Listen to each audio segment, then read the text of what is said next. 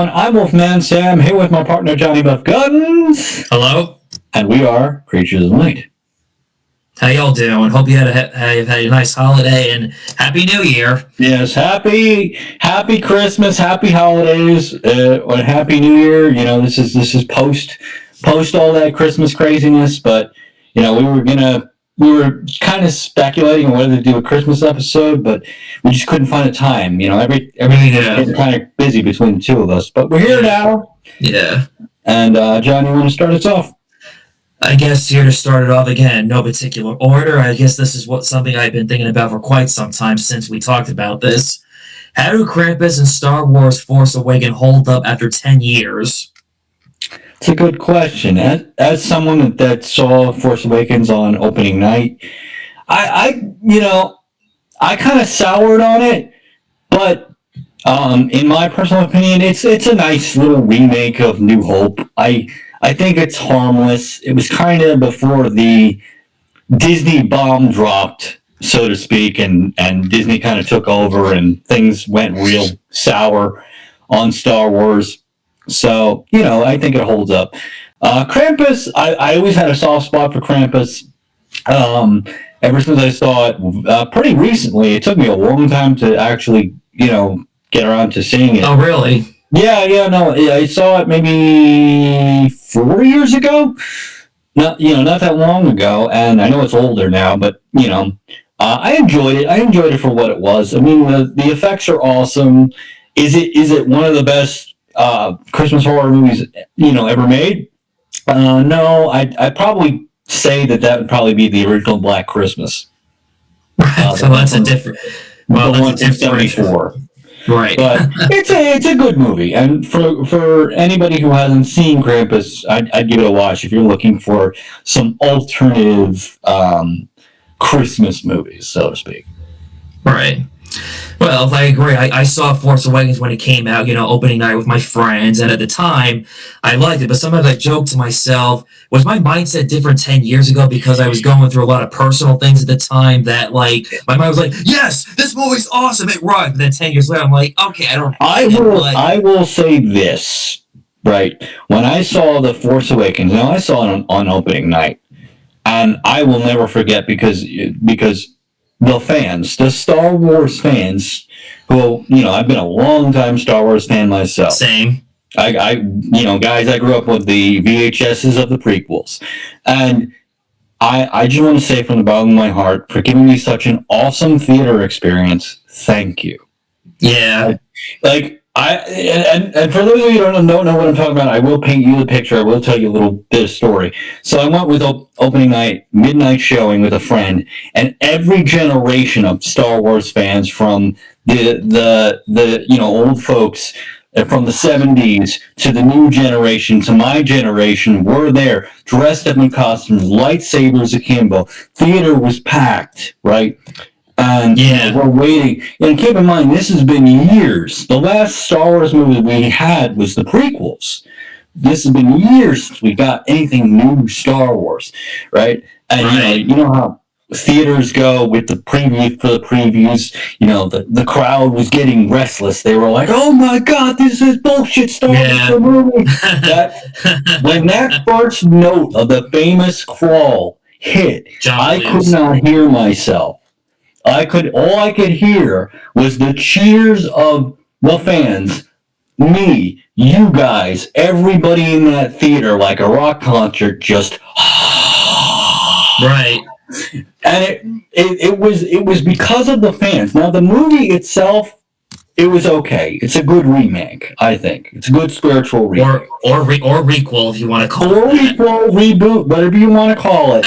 But I will never forget the wonderful experience that my fellow Star Wars fans gave me. Yeah. It was one of the best experiences, and thank you guys. Yeah, I can agree on that. Yes, it was a good experience. Like I said, I saw it in the theater, a midnight showing with friends, and right Yeah. when the moment John Williams' score came on, people were like, "Yes, Yeah, yes, everybody in that, it was like a rock concert. It was, yeah, I couldn't hear myself. Fans were cheering, yeah, yeah. The yeah, energy was just yeah, like if it was a like the force was strong to geek out. Like I'm convinced that if it was any stronger, the seats in the theater would lift up and we'd have force lightning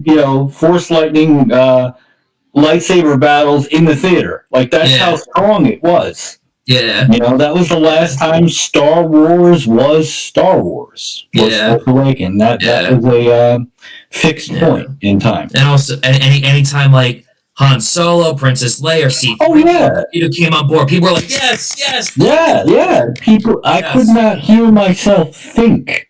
That's Right, how loud it was. right, right.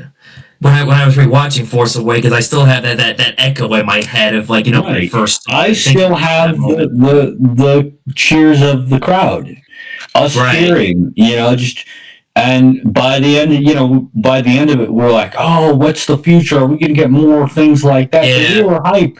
We were hype, Yeah. and then the Last Jedi happened. Yeah. Unfortunately, which It I was a hate to bit. It say was a now. bit like. It was a bit like having the return of the girl you always had a crush on, right? And you're having the most wonderful day, and you're thinking, "Oh man, it's been so long since I've seen you," and then she pulls up with the most douchebag husband you could ever think of, like the scum of the earth. And she goes, "Oh, it's nice to see you. Bye." And she kind of I can mouths relate. the word "help." As, I can relate to that to some degree, but that's a different story. but But anyway, yeah, like it was like the bridge between Force Awakens and The Last Jedi. Force Awakens was like maybe possibly to do a weird analogy, like the birth of your own son or daughter, right? And then yeah, Last Jedi was finding that same son or daughter just completely mangled by some stranger. You're like, what are they doing to my boy? What are they doing to him? They mangled him. They put him in a dress. He's got a penis implant. What the? But that's how it felt by Last Jedi. It was like they destroyed our childhood yeah, pretty much. gleefully, gleefully. Yeah. Or if actually, yeah, you're right. No, wait. Rise of Skywalker was the third one, right? Yeah, Rise of Skywalker, Okay. I completely missed. I caught the cliff notes of it, and I was just like, man, I'm glad I didn't dodge that bullet because Yeah, it would well, have been how I felt with Force Awakens all over again, maybe even yeah, worse. yeah. You know? Well, like I said, I haven't seen Last Jedi: Rise of Skywalker since the theaters, and I don't know. They were Yeah, just it was one of the worst theater experiences. yeah, I had never been so angry walking out of a theater yeah. because, In like I fact, said, it's like someone took your child and did the most horrible thing right. you could ever They think yeah, of, they basically ruined and then smiled at Skywalker. you. You know? Yeah, especially how like Luke Skywalker is my favorite Star Wars Yeah, character. yeah, and even Mark Hamill was like, "Yeah, I'm done." Yeah, yeah. It was kind of an insult to see one of my favorite childhood characters Yeah, go out it was a terribly. giant loogie in every in the faces of the Yeah, Star Wars fans. actually, that was the other thing. At the time when I saw Force Awakens, I'm like, "Where's Luke Skywalker?" He didn't show up until the end of the movie. I'm like, I had to wait 2 hours for this. Yeah, 2 hours. Yeah, Yeah, 2 hours of Mary Sue Ray of yeah, being like not even force sensitive, and it was kind of building up. At least for Force Awakens, for her to be related to somebody. Is she a yeah. That's what I Palpatine? Is thought. she a Yeah, Skywalker? Nope. yeah, She's just a nobody. yeah. They kind of She's like a went up and nobody. ended that. Yeah, they just really That burned the whole thing about chances. Jedi training and that you have to train your ways in the ways of the Jedi to get to be Force sensitive. Nope. Nope. Chosen one, prophecy. Yeah, Nope. We're throwing that out and the window. and Thanks, JJ. and sorry for another spoiler right here. It turns out also Kylo Ren is the son of Han Solo. Yeah, I think now it's safe enough to be spoiler free. I think That's the true. people that have seen it. I mean, if you guys haven't seen it, you're not missing much. You're No, not missing much. if you love the original trilogy, then enjoy a redo over again. If you love everything about the original trilogy, including the prequels, which that was the other funny thing is a lot of people were like, "Man, the prequels weren't so bad." I was like, "Where were you? I always loved the prequels. Where were you? I was Get here off and there my with the lawn." prequels. I was here and there with the prequels. It's like I can take it or leave it. With some moments that I liked, and other moments I can leave out. Yeah, I mean, the prequels were goofy, but so were the originals. That's true. They had At goofy least, moments, oh yeah, and who doesn't like Darth Maul? yeah, You know. yeah. Yeah, and also, like, to me, like I said, at the time seeing Force Awakens, it was a good experience. It was fun. It got my mind off of personal things that were going on in my life. Yeah, But yeah, same. Yeah, yeah, yeah. It and was like yeah, I needed that 2 hour escapism to escape reality from my yeah, personal life. yeah, and like I said, and I will state this again for the people watching, for the Star Wars fans, the people watching, you know, thank you for giving me one of Yeah, the best theater experiences ever. yeah, Thank you. yeah. But the other thing is, it's hard to believe 10 years already. It's like, where did it go? Yeah, yeah, that's why I say don't blink. That's why I say don't blink. I was looking Right. up certain movies that I had seen in high school. Like Yeah, same. I just rewatched a movie, great like feel good movie called The Way Back. I Came out in remember that. It came out in 2013. Let me see. Um, Wait, let me look it up. it's a great movie, great feel good movie. It kind of goes up. It kind of starts off on a low note though, but it's a great feel good movie. I do remember this movie. Oh yeah, Steve Carell played a good douchebag in this movie. Yes, yes. It's probably one of Steve Carell's like most diverse roles because he does not play the goofball. He No, he's an basically plays, asshole. yeah, he plays the villain, like a straight up Yeah, villain. yeah. I wanted to beat the shit out of him because he was a terrible stepdad to the kid. Yeah, yeah. Yeah, But like I and his said, and if you guys haven't seen it, which most likely, give it a watch. yeah, It's a nice feel good movie. And it's something that personally at the time coming right out of high school, I could sympathize with the main character. A right. lot of Well, what he felt in the beginning of the movie was basically how I felt, just kind of an outsider right, vibe. right. Yeah, Yeah, I had to rewatch it. It's been a long time, and having yeah. speak with being on this topic, Tony Collette was in that. She was in Krampus, and I have to give my thoughts on Krampus. Yeah, that's right. Yes, that's Yeah, right. yeah. To me, like with Krampus, I like the look of the movie. Like the atmosphere is amazing and stunning, but I just don't like the characters of the film. Is where it falls flat for me. I can see, and that was really kind of the naysayer with me, is the characters felt too stereotypical, Yes, right? yes, Especially the conservative family. yeah, The yes, gun yeah, toting, meat eating, and they're assholes and stuff. It's yeah, just like I'm like I feel like if you really wanted to do this trope, you could have written it so much better to where it doesn't seem like a caricature. yeah.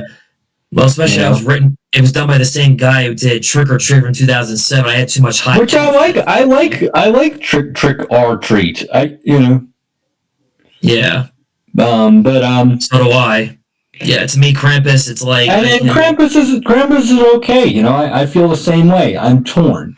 I like the yeah, creature effects. The only yes, nitpick is just the writing on the family themselves. Yeah, I could care less if they survived or not, or they And really I think did. that's the point. I think that's the Yeah, point. I think it's kind of the, where you're rooting for the villains kind of thing. Kind yeah. of You know, similar to Trick or Treat, I guess, but kind of, that was a more little bit. anthology. Yeah. Instead, we're stuck with this like family that I don't seem to give a crap about. They lived or died or survived, and Right, and I think that was the point. I think that was the yeah, point. Which, yeah, again, I feel like you could have written them to be less of a caricature of evil or bad, and more believably yeah, bad. Imagine if they yeah. were imagine if like the father was like a straight up murderer, I or like guess. like the son was like a Jeffrey Dahmer in training, and like just truly evil and vile people. Like if you really wanted to, and I feel like having that rather than them just kind of be assholes. Right. I feel like Well, them being truly evil would make their comeuppance well, that much sounds more. well. That sounds similar, like with the character in Trick or Treat. What was his name? Uh, well, The father, you're yeah, talking the about the father. father. Yeah, the father. What was his name? I mean, the actor who played him. He was in Spider-Man 2, where he didn't play Doc Connors. Oh yeah, Dylan Baker's character. Yep, yep. I would have Yeah, liked to see his version of the lizard. same. So would I, but unfortunately, that's not going Yeah, to happen at this point in time. there is a missing Spider-Man movie for the Tobey Maguire universe, and I'm hoping now that I say that I don't get a monkey's paws wish, and we don't get a Spider-Man 4, but it's bad. Yeah, that can go either way. Unless they did what they did with the Batman '89, where they just made a comic book out of it, which I could be okay with that. Yeah, I could be okay with it. Like I said, it's all Yeah. down to the writing. It's all Right. down to the writing. Right. If you can get Sam to do it, and Yeah. he does it right, which possible. I mean, Sam's been on a roll. Sam Raimi, I'm talking about here. Right. Yeah, that's true. Especially he's got a new horror film coming out this month, and I'm excited to check out. I'm looking Now, forward to it. I'm looking forward to it. I just seen. Oh yeah, Drag Me to Hell. But I already talked about yeah. that. Right. You Which did. I say it feels like a Stephen King movie done right. I guess because he did say it's like basically like Castaway meets Misery, where you have this woman who's an employee who's like basically like mistreated by her boss because her boss are a bunch of fucking assholes who like Right. yeah, the Right. stereotypical like Oh, you're talking about the new film. yeah, I was talking about yeah, I'm Drag Me talking to the new Hell. film. Oh, okay, I see. Okay. I was talking about Drag Me to Hell. Drag Me to Hell kind of felt like a better version of Thinner, Right. where gypsies and Gypsies Curse. Like I feel like Sam does Stephen King better than Stephen King. Right. Well, that another like film of like greed and capitalism, where like the rich are getting richer and the middle class As disappearing, long as all it's that done, stuff. right, Yeah. I like Well, I that's said, I love Sam. I love so Sam do I. Raimi, and I just hope I don't know. I hope he doesn't succumb to politics. You know what I mean? Right. Well, Like, Sam Raimi said that wasn't his thought about when he did Drag Me to Hell at the time. It was just a film about a woman who right, basically just didn't. right, Yeah. right. Yeah. And She I basically. just hope he keeps. I hope he keeps to that. I'd hate to be like, Yeah. oh, it's supposed to be, blah blah blah, Trump allegory, because so many people do that. Right. Right. Right. Yeah. Still, Anyway, I'm curious if for Sam Raimi's new horror film, I definitely would go see it and make a YouTube video about it to see what my yeah, reaction probably have to is. track it down too. I'm Yeah. probably going to see it as well. I saw Yeah. an awesome movie. I sent you the trailer for it. Actually, a little Oh yes, recommendation. you did. Yes. Chuck Steele, Night of I the know. Trampires. Right. It is a giant tribute to 80s action movie and 80s horror movies all at the same time. Right. It's like Okay. Dirty Harry meets Evil Dead meets the original Fright Night. Okay. What's it And called? it's Chuck Steele, Night of the Trampires. If you guys haven't seen it, you gotta track it. You gotta track it down. It's great. I'll have to look into it. You did It's send me the all trailer of it's all that. stop motion. It's all claymation. It's done like Wallace and Gromit almost. Right. But Gotcha. I like it's a Wilson Rom. giant '80s just love letter parody, and it's great. Right. I Gotcha. I found it by accident. You know, YouTube. Interesting. I went down the That can YouTube rabbit happen. hole and I saw this thing. It looked like Dirty Harry but claymation, and I checked it out. I'm like, I gotta see Right. this. I gotta see the Well, soundtrack. It's all '80s metal, and it manages to be a parody of all that, but a sincere love letter to all of it, to right. '80s horror, to '80s action movies. It's great. Right. Definitely check it I'll out. have to, I'll have to check it out. I have not seen it, but so no Yeah, and comment so far. if you love stop motion claymation, I like that. this is some of the best, most fluid, most solid claymation style I've ever seen. Right.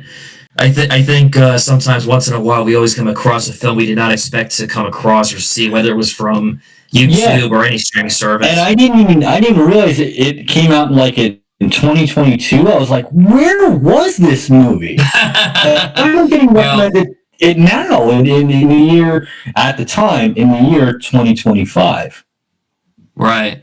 Well, at that towards time it the was end. during COVID. Well, that time it was still during COVID. I think we were still not sure what new movies were coming out at the time. Right. Yeah. Yeah, and I always love finding a gem, a movie that Yeah. no one knows about. So Right. yeah. Well, sometimes it goes either way. We either will like it or be surprised, or maybe not what we expected sometimes.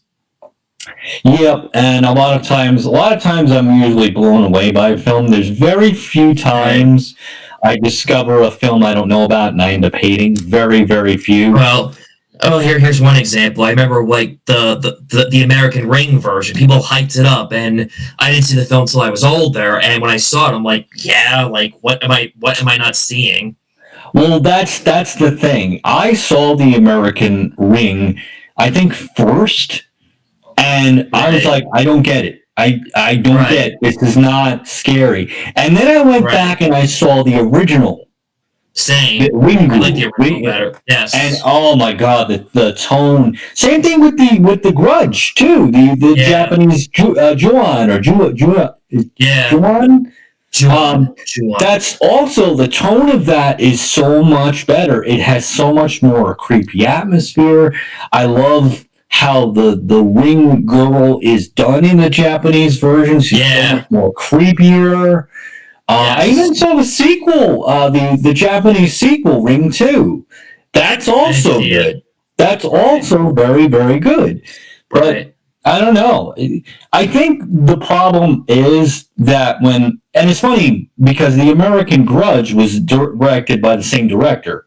Yes. Yes. But I think it comes down to your taste, and I think comparing the Japanese horror to the American horror, especially modern American horror, we're so fixated on jump scares and Yeah. CGI and oh my Yeah. god, look at this jump scares. At least Japanese, say what you will about Japanese pacing. At least Japanese horror, it lets you sit with the thing, Right. and it builds up, it builds tension, Right. so it understands Right. tension. Well, that's the way I felt about it with Audition. Like the tension was like done. Oh yeah, The lad. oh yeah, and Yeah. I'm not a squeamish man, but Audition Neither was am I. hard, Yeah. hard watch. Yeah. It was. It was. Yeah. I was. I was squirming. I. I am not I a mean, like a. I'm not a gore hound. But I am not like a squeamish guy. But yeah. that in Cannibal Holocaust. That movie had me squirming. I haven't seen Cannibal Holocaust, so I can't make a comment on that one. It's good if you want to be shocked. Right. If you're looking Right. for probably the most shocking movie of the '80s / today, absolutely. But it's really only good for shock value. Right. Because when I first saw Audition, like the build-up was a little slow, but then eventually the last once we finally got to when she tortures the guy, that's Oh where I yeah, felt the really torture disturbed. scene. The thing I hate about it too is it's slow, Right, and you see everything in real time. Like it's not right, like one of those quick like Hollywood bunch of jump cuts. Oh, it's always implied. No, you see everything in real yeah, time, yeah, and it is a slow, methodical torture, and it's oh my god, it's a yeah. tough watch. It And never. I got I will never look at. I I I can't. Well, it's the other reason why between Tarantino and this movie, I don't. I hate anything with feet. I hate anything with feet. well, I I guess am the opposite of Tarantino. I hate Tarantino. anything with feet. Yeah, well, like I said, after seeing that torture scene, it made me second doubt about dating. Like, Yeah, yeah. Well, actually, no. It's funny. I don't know if you remember, but the reason why he goes out on the with the girl is because his friend said, "Hey, why did yes, I I set you remember. up with said girl?" So it's kind of a cautionary tale of just maybe your friends aren't the best, and that's not necessarily true. It is a movie, Well, that, and they also set up a fake audition to look for him for a new wife because his previous wife died a couple of years prior, and right?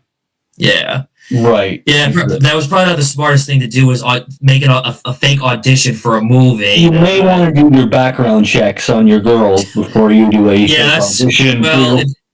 Well, remember, this was 1999. This happened today. He'd probably be going on Match.com or Tinder, whatever is popular for dating sites I now. don't even think there was like there might have been like a precursor to dating sites, but I don't think it was I how don't it was know. now. If it's I 1999, you're dating on dial up I basically. don't. I mean, I know there was no such thing as a dating site back then, core obviously, but I don't know like how well it's true they say the way they met somebody was at a bar, at least expected sometimes, or maybe through a friend or Yeah, and that can go one or yeah. two ways. That's true too. Yeah. That can go Yeah. one or two ways. Anyway. Yes. Speaking of which, did you ever get around to watching American Mary? I didn't. Not yet. You No. should check it out. You I should will check it check out. it out. Next time, But hopefully, I'll be able to get around to saying I saw it. That and Tetsuo the Iron Man. yeah, Tetsu. Well, Tetsu requires sort of A taste. mental buildup. You got to be ready because that Right. movie is the love child of David Cronenberg and David Lynch. I know you has the said. gore has the gore and body horror of David Cronenberg, but the weirdness of David Lynch. Right. Gotcha. And that movie started because the director really wanted to tick off his dad. He Right. basically said, F you, dad, I don't want to be a Japanese salary man." So it has A this, what? a A Japanese Japanese what? salary man. What is that? What is that? Well, it's basically like kind of a businessman in Okay. Japan. I mean, I don't know if there's any guys from Japan watching this, but but yeah, it's basically like a corporate job. Okay. It's a corporate job, All right. right? All right. Um, I but never heard of he's that. like basically it has this rebellious spirit, but it's very hard to follow because it's all Right. over the place. Right.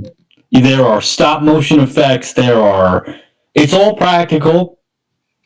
You Right. will say probably 17 times, "What the fuck is going on?" And Right. was that a drill dick? If you know, you'll know eventually. Well, I felt the same way with watching the talented like Mr. Ruby. I asked myself, what the hell did I just watch? I don't get Well, that's this. that's it, and that's what I said. I said, "What the hell? What the hell did I just watch, and why was it so awesome?" You know. Like, at Right. the end of the film, you're just like mentally, you're just like, okay, we're in it. we're good. We're going. All right, sure, Right. whatever. And I do know the director of this was obviously inspired from Eraserhead. That's where he took the elements and Yeah, inspiration for. obviously, it's like I said, like if Cronenberg, the gore of Cronenberg, the gore and body horror of Cronenberg, and the weirdness of David Lynch, circa Eraserhead, had a baby. Right. That's exactly what it is. Like in tone. like we said on the one of the podcasts we did, saying that's like if Devil's Rejects, the son, if Texas Chainsaw Hillside Vice had a son, that's what you get. Yeah, yeah. It's Yeah. and the soundtrack, I am convinced, probably inspired. Now, I'm not a fan of them, but Nine Inch Nails. I've heard it. It, I like. it's literally industrial. The soundtrack.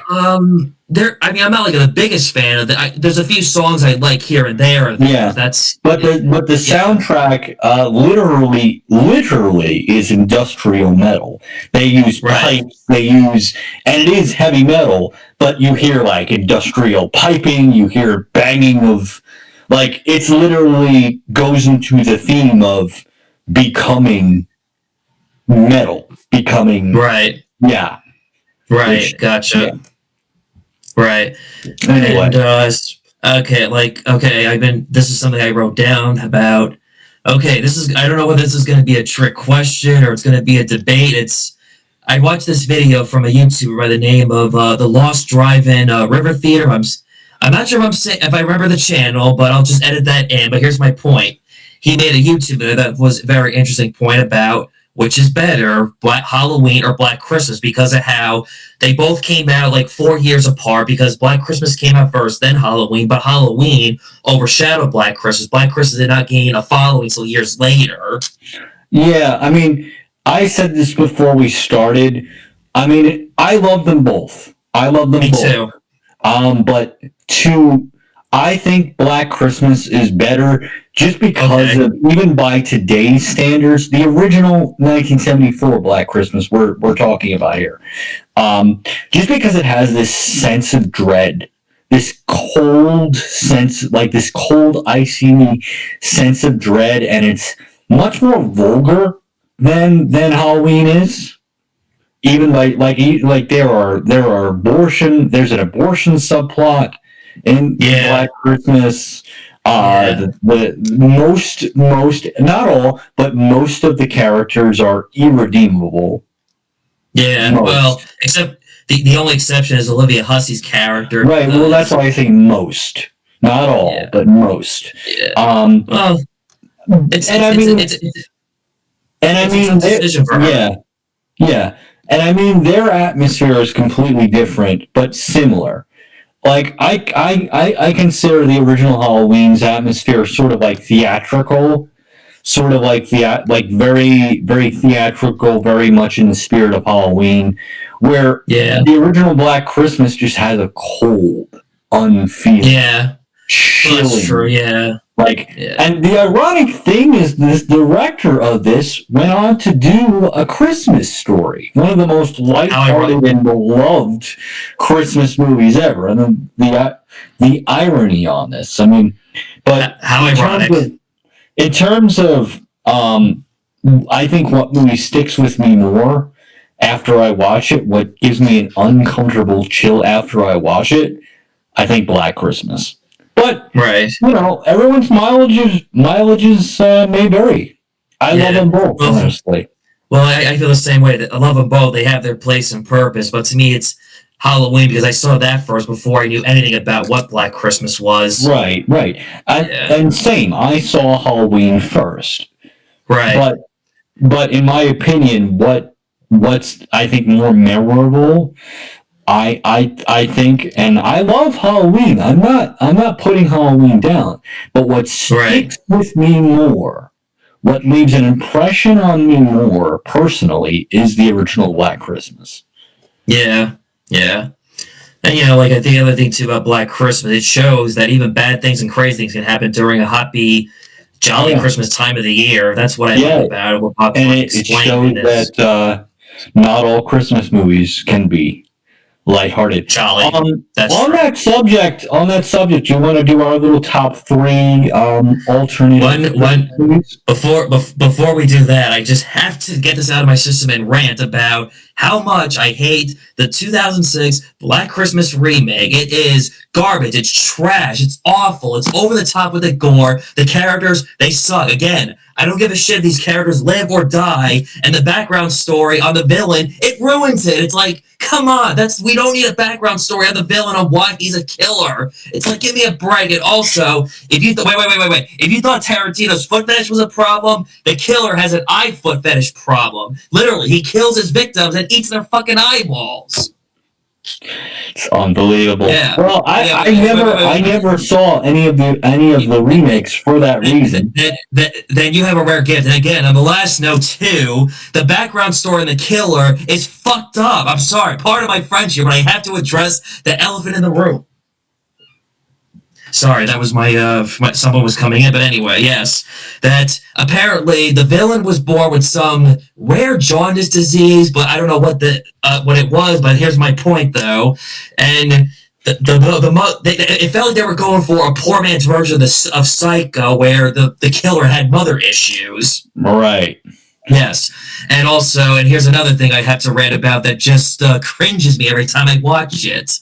That the mother killed the father, and the son was like locked up for years, and she had a new boyfriend, and apparently the boyfriend could not perform to conceive a new child. So what does the mother do? She goes up to the attic and rapes her son. You heard me right, ladies and gentlemen. That's what she does. Yep. It sounds like this movie's completely guano. Honestly, it is guano. It is. It is just. I don't know what it is. And people like this movie. I don't get it. What am I not seeing? Well, I mean, some people like batshit movies, and I get so. That, and like I said, spoiler alert for the original, which is nearly, 50 years old now? 74? 1974. 1974? Okay. One of the very coolest things about the original is you don't find out who the killer is. Right. It's never explained. And that's cool. The fact that this does a 180 and gives it all this unnecessarily backstory, we're talking about the remake now. The fact that the remake gives it, it destroys the mystery. And it does. And the subtlety of it. And to top it off, the killer kills his mother, the boyfriend, and basically skins his mother's skin into cookies. I'm sorry to say. Like I said, it just sounds like it's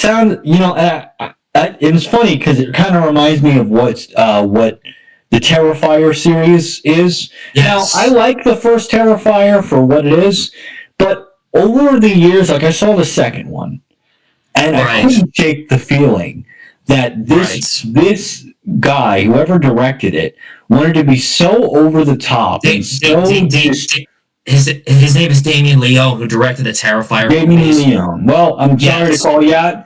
I'm sorry to call you out, Damien, but whoever was on your writing staff, I feel like they try so hard to be gory and shocking, and it's that was the same thing with the 06 Black Christmas remake. It tried too hard to be that's what this reminds me of. This, it's like, all right, we get it. Your killer kills people in horrible ways. Right. Make the kills more memorable rather than, seeing how many times you could split them open and use their guts for cookies or whatever, or for shock value or what. I get it, but there's a much more effective way to do that. But then again, right. Again, I apologize, everyone. I just had to get that rant out of my system. We all have to engage our rant. All right, we gotta flex that rant muscle. It's a healthy thing to do.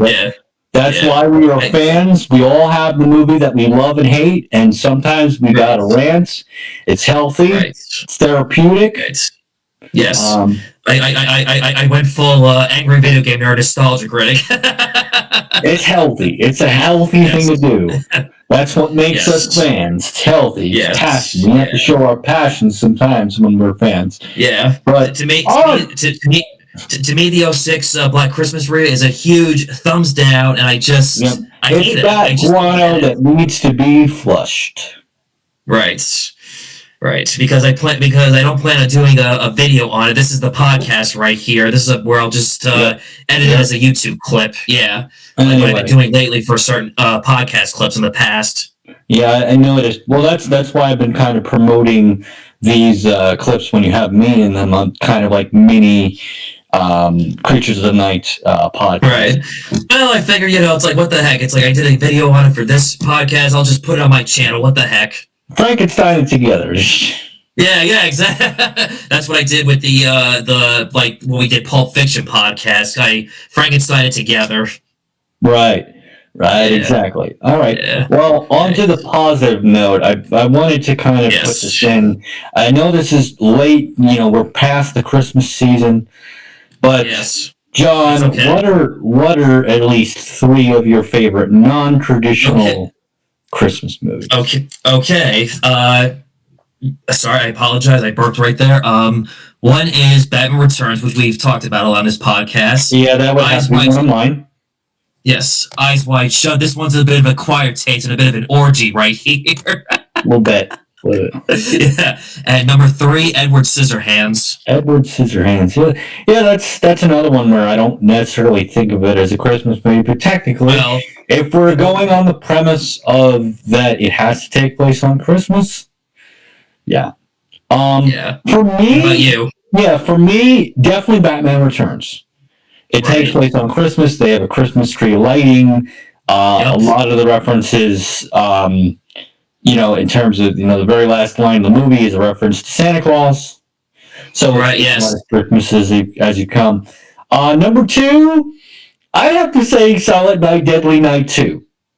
Okay. It's technically like I consider it like a double feature because the first half of that movie is literally the first movie told in flashback and Right. in flashback. I couldn't speak today, but Well, did you see the recent remake they made to it recently? I did not. I love both of them. Okay, I'm talking about the one that came out last month or year. Right, I have to see it myself. Yeah. Okay, I didn't see it yet either, but go on. Not to interrupt you. But yeah, it's kind of a double feature, and it's goofy. It's over the top, and I love it. And number 3, Garbage Day. yes, the famous Garbage Day. I love just the fantastic delivery he gives. Oh, there you are, haha. It's like the actor looks like he's having the time of his life in the role. Right. Right. And I guess you can put both Silent Night, Deadly Night 1 and 2 on there as like a double feature. Okay. And of course, number 3 would definitely be the original Black Christmas. Right. The original '74 Black Christmas, because like we said before, it's just so chilling and just Yeah. it leaves you with like just this uncomfortable chilling, like even as like especially as an adult, like understanding a lot of because I saw it when I was a teenager and I was like, that's a Really? cool. Yeah, I saw it. I Really. was like, that's a really cool movie. But as an adult, there are things that stay with you. It sticks with you. Right. Right. Well, it's a very cold movie for sure. The original Black Christmas. Yeah, it's very cold and unfeeling and just a nasty little piece of cinema, but I love it. Yeah. Me too. No, it's definitely one of the best like Christmas horror films and one of the best like horror films in general. Period. I have to mention this. I always forget What's this. that? I don't know if it's a traditional Christmas movie. I think it is. Better Off What's that? Dead. I didn't see it. Better Off Dead with John Cusack. You should see it. It's a great Christmas movie.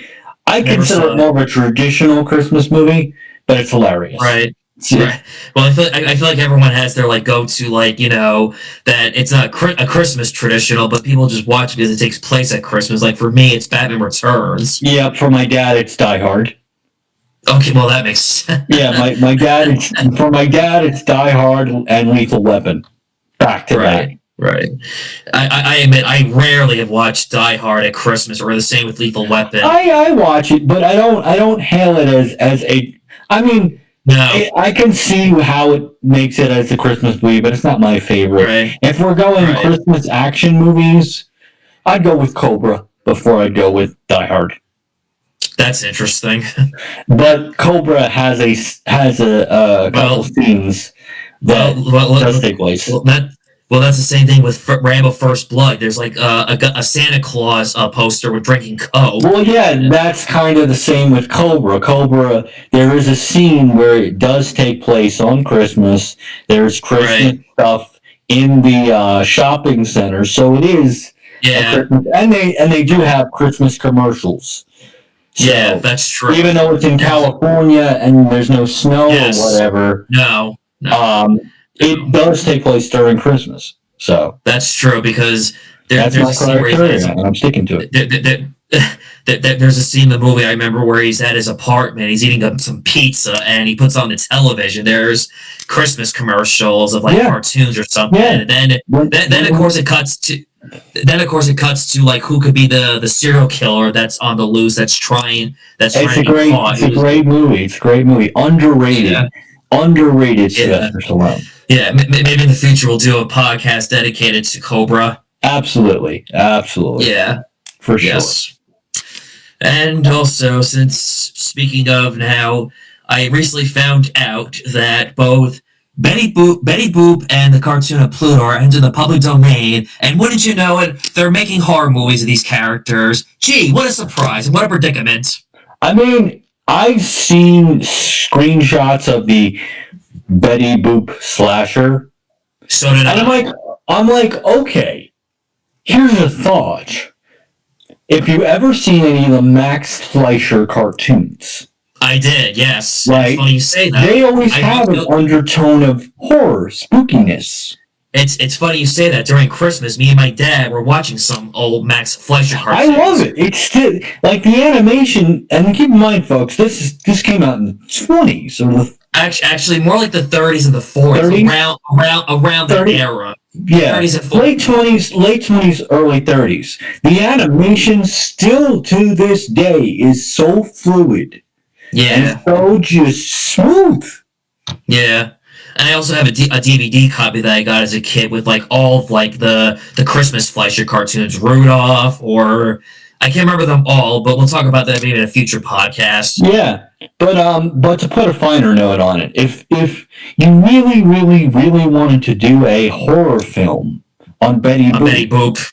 you could have easily made it like an occult film about maybe kind of like a Bendy and the Ink Machine kind of thing, the video game.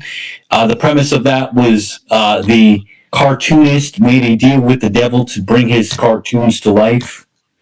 Right, and it's done in that Max Fleischer style, and it's clearly a nod to Max Fleischer. Right. If you remember my rant about why I don't like the Disney public domain films, I am not interested in watching this Betty Boop public domain horror film. But the only way I'll get through it if I have a couple of whiskey or other drinks by my side and watch it drunk and pretend. Yep.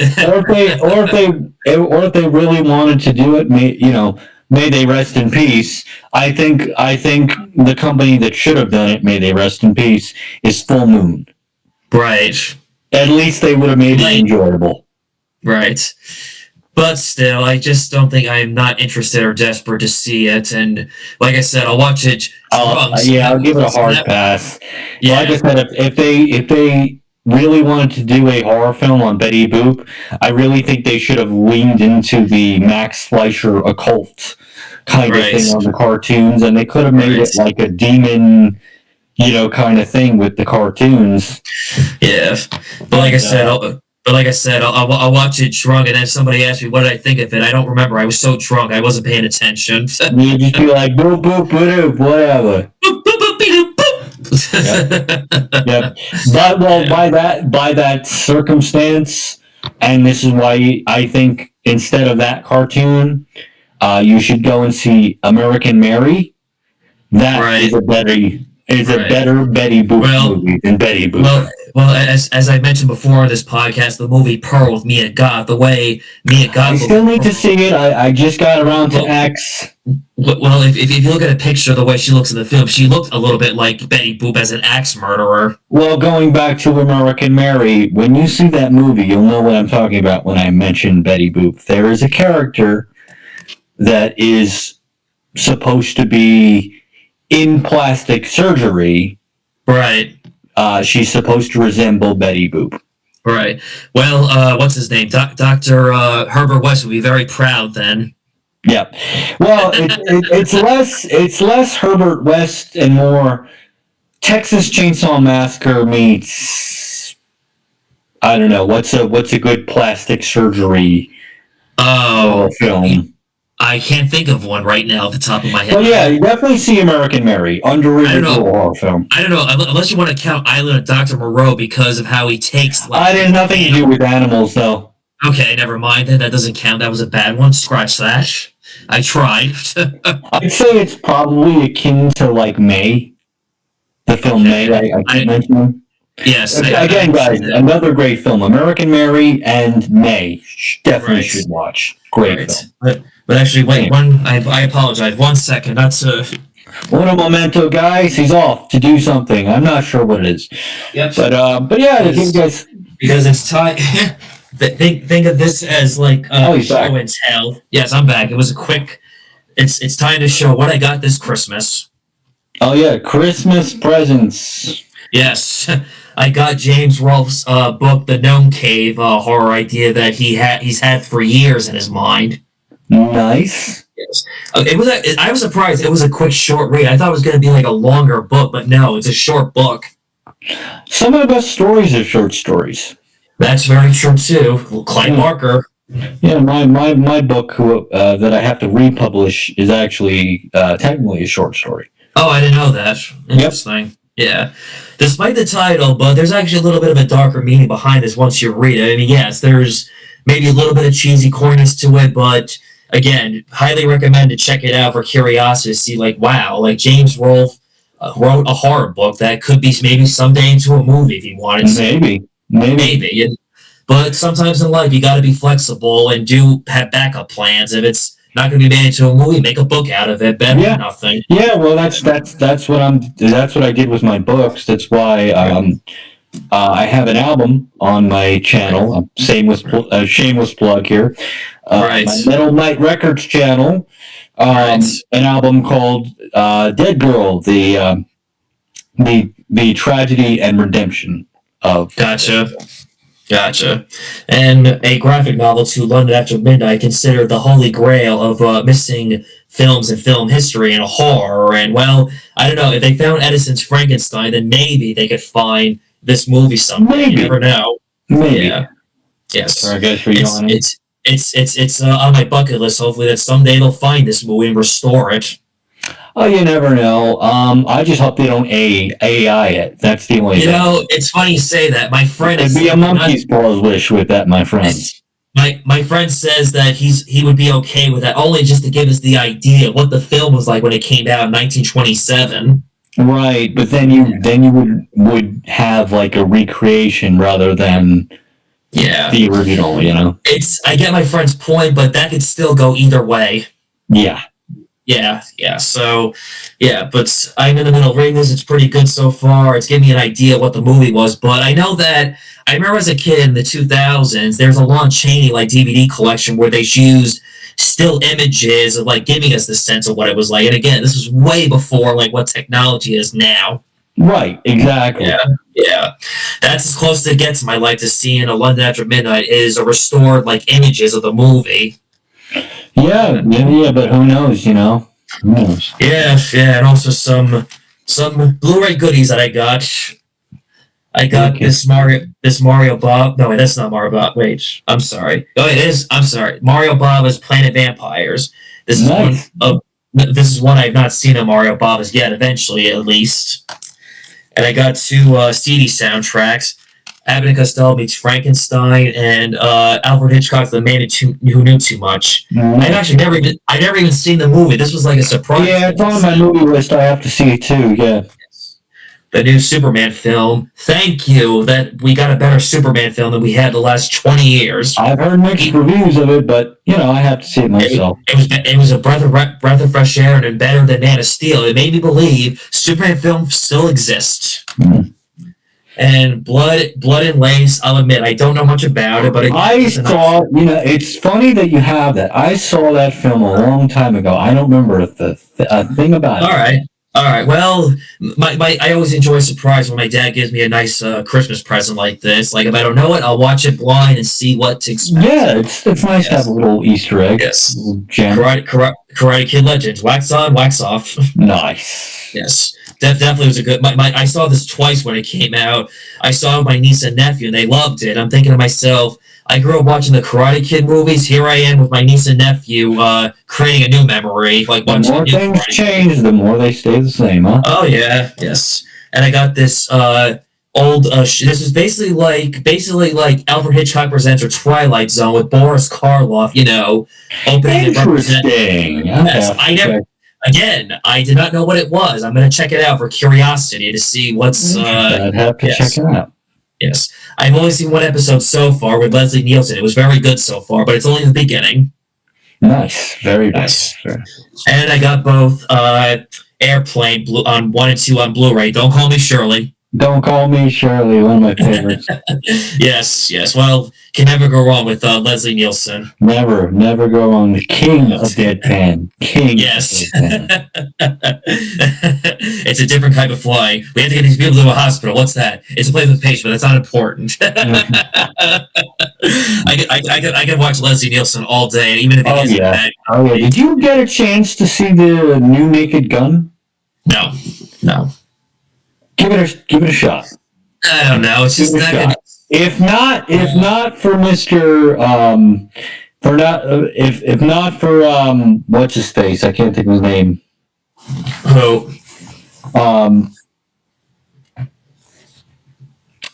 I'm drawing a blank. You know who I'm talking about. 18 and Taken. Oh yes, yeah, Liam Neeson. Liam Neeson. Okay. If not for Liam Neeson, Pam Anderson. Right. Pam Anderson. Well, she kind of steals the movie. Right. In my opinion, she's the best and funniest part of that movie. Right. Well, let's just Leslie Nielsen. Liam Neeson. Excuse me. Their names are similar. I'm playing them. Okay. Liam Neeson kind of gets the deadpan. Right. But kind of like it lands, but it doesn't. Every time I saw the trailer, he just was not like doing it for me for his comedy. And no. You know what? He faked every joke. Yep. Faked every but in my opinion, watch it for Pam Anderson. Okay. She was the best part of that movie. It's just anytime I go back to Naked Gun, it's always Leslie Nielsen. It's never Naked Gun without Leslie Nielsen. This is true, but yes, I think Pam Anderson is very funny. She's right. Anyway, I don't know. It's just you can't top Leslie Nielsen. I'm sorry. No, you can't. And they try. Yeah. Or do they try? Yeah, but if I don't like it, I'm gonna have to do what Stephanie did when he got in the car with her: extend your left arm out and extend your middle finger to the remake. All right. Anyway, I got this huge encyclopedia book of movie posters, and again, this was also an unexpected gift in a good way because I am a movie poster fanatic. I don't care what anybody says because so am I. I can sit down all day and basically think of it this way: if there was an art museum dedicated to movie posters, I can just sit there all day and look at them. Same. Yes, there are some gorgeous movie posters. Yes. I always loved the poster for. I know it's kind of like everybody knows it, but the original poster for Nightmare on Elm Street. Right. The artist behind that, the artist for the film Maniac. Right. That one looks like a heavy metal album cover. Right.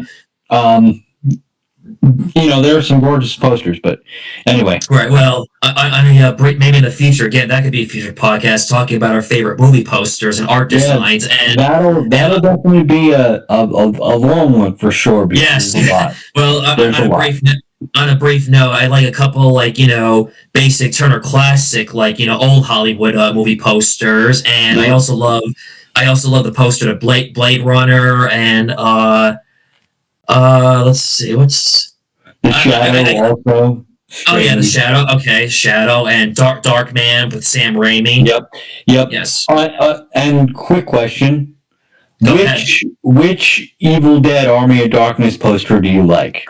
Oh, that is a oh get There are some really it's goofy ones. There's one that looks like a heavy metal album cover that has Bruce Campbell raising his very muscly arms to the sky, completely right, shirtless to Evil Ash. I used to right. have that one, and the one I Okay, currently have is like a hero poster. It's got um, the little Ashes clutching at his leg, and the girl clutching at his leg like a superhero. Again, Bruce Campbell super muscly, super right. exaggerated muscly, which I don't think he ever had those muscles in real life. But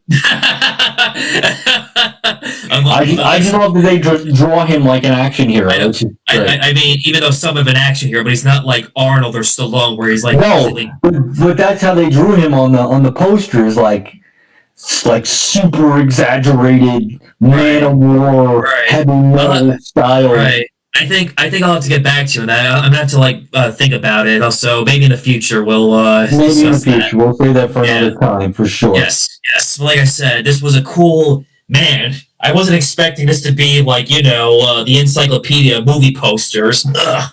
But there you go. And Makes me sick. to put a finer things on some of the things I got for Christmas. In terms of Hold on. oh, I have a book about the making of The Crow. When I saw this, I'm like, yes, I must have it. The Precious. it's great, and we've talked about the Crow in length. I'm a huge Crow fan. I have Me the too. original comic book. I love the movie. The movie has inspired a lot of my own work, Yes. um, and it has with some of the most, at least the comic book, has some of the most gorgeous artwork done by James L. Barr and one of my favorite artists, Michael Zulli of Teenage Mutant Ninja Turtle fame, and I think Sandman as well for all you Neil Gaiman fans out there. Right. Um, but yeah, the comic is great, the movie is great, and we discussed before we started. It's a miracle that it even got made, that it even the movie even Yeah. exists, given that Yeah. Brandon Lee's death, and they kind of just Impacts of that. used what they had, and it still came out to be a great movie. And it's one of my favorite Halloween movies, one of my favorite movies of all time. Right. The Same. remake, the remake does not exist. It is an What? apparition. Excuse me. What remake? What remake exactly? What remake? You mean remake? You're talking about the book, right? You want us to read the book, right? The book is so much better. I don't know what you're talking about. I have no idea. No idea. There's really This is only the the only two one. films. There's really only the two films in my view, but there's really only the one film. This is the only Crow film I'm aware of. Yep. Yeah. Anyway, So far, I'm rating it very interesting, and some things I know. It's like okay, this part I didn't know about the movie and stuff. Like also, like any story, like a guy like James O'Barr when he wrote The Crow, he got rejected a couple of times because people didn't get his story at first.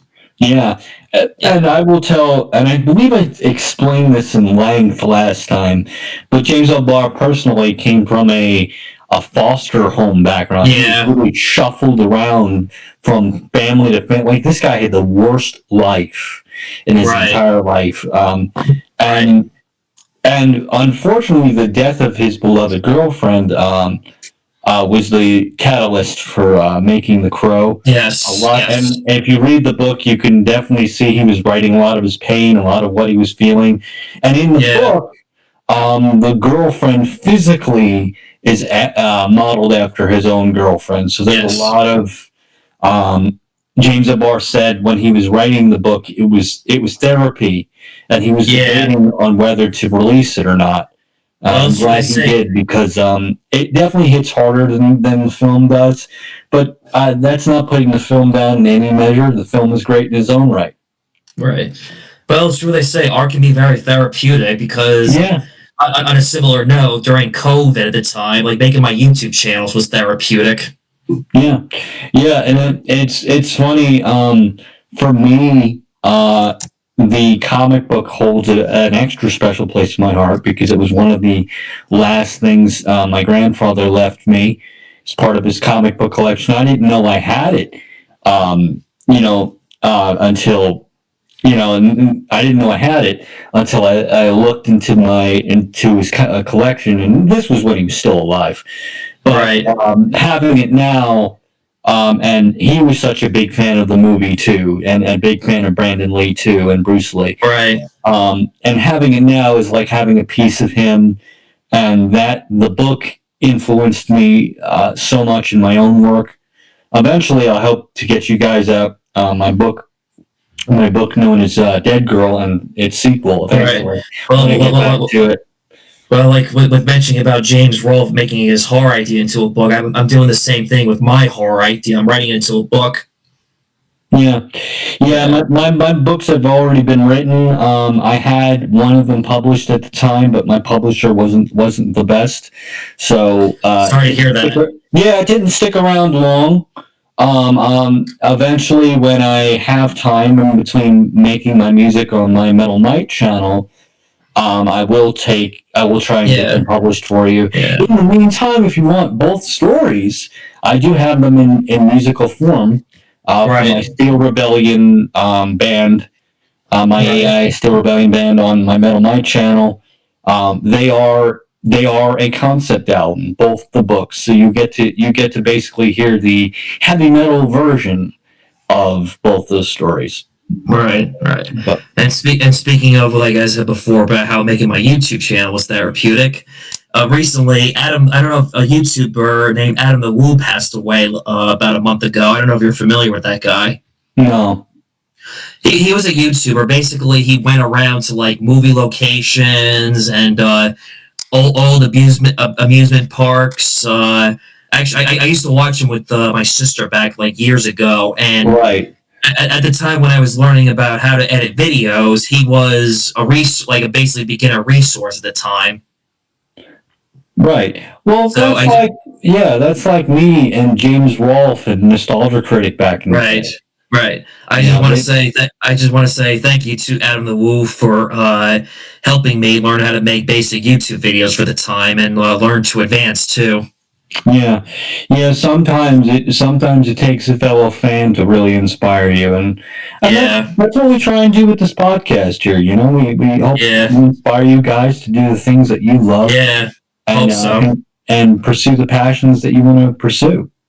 True, You know. true, true. Yeah. Anyway, Anyway, I guess, well, one more thing I also have. As knowing you, not Mr. Tarantino fan, I'm sorry to say this before they start throwing stuff at my house and knocking at my door with trying to execute me. oh I'm boy. sorry to say, I'm sorry to say this, but I am no longer officially a Kevin Smith fan that much anymore. Sorry, guys. Well, it's funny because I don't know if it had anything to do with his diet. I No, love old Kevin Smith. I'm a big fan of Clerks, the original Clerks. And to right. a lesser degree, I like Clerks too. Okay, Eh, Mallrats I like. But I love Fat Man on Batman, the original Fat Man that, on Batman, the well, Batman podcast. But I you don't know, know, there was something that happened to him. I don't know if he got too involved in politics or maybe he's just starving due to his vegan diet. I don't know what to tell you. But It's hard to say. it's Well, just things happen. People change. yeah. Yeah, Um, true. I don't know. I just feel as I get older, my tastes change a little bit sometimes. yeah, I used to be. I can tell you, I used to be a Nostalgia Critic fan.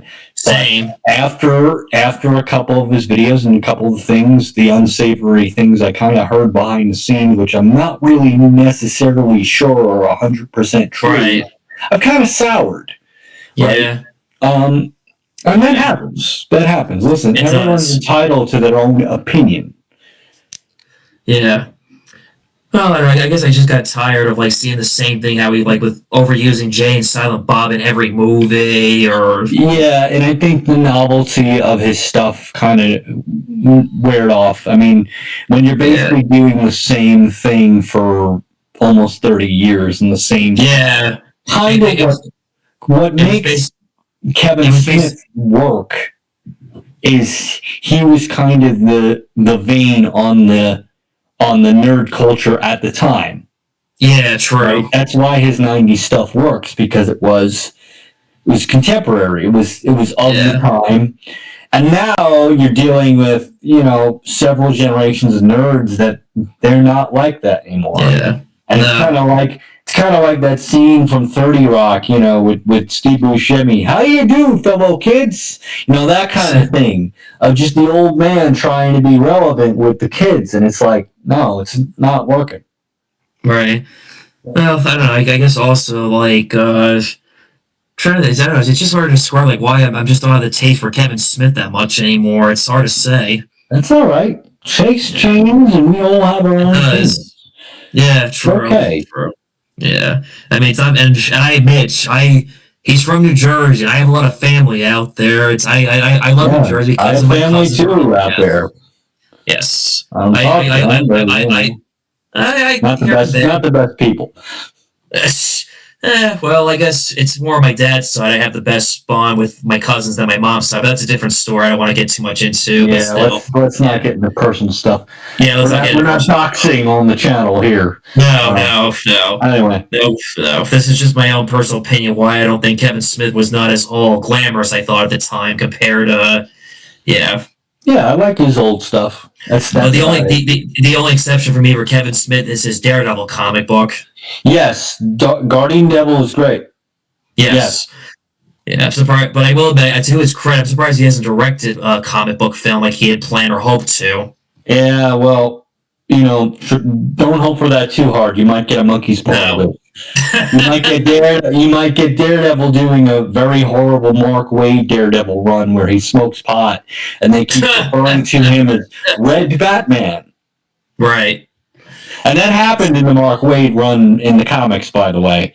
Right. That's why I don't like Mark Waid, because he is the hipster writer for Daredevil.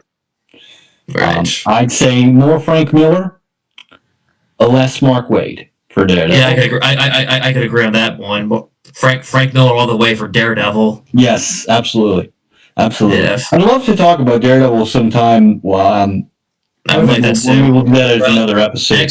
For a little small announcement in the future, I want to do a podcast talking about like underrated or overrated 2000 like Marvel films, like Daredevil 2003. I don't. Yeah, the director's cut's great. Yes. I will be there with bells on. I love me some Daredevil. I finally saw it. It was. I mean, I saw it before in the past, but years ago on television. But they only cut out certain parts. Yes. Yeah. I finally saw the whole thing on its own, like with no like jump cuts or a TV interruption. Yeah. I'm like, yeah, this is probably better than what we got back when it first came out. Yeah, and I saw the director's cut very, very pretty recently, and I couldn't shake the feeling that it reminded me so much of The Crow. You think so? Yeah. Go back and watch that, and watch The Crow, and you'll see what I'm talking about.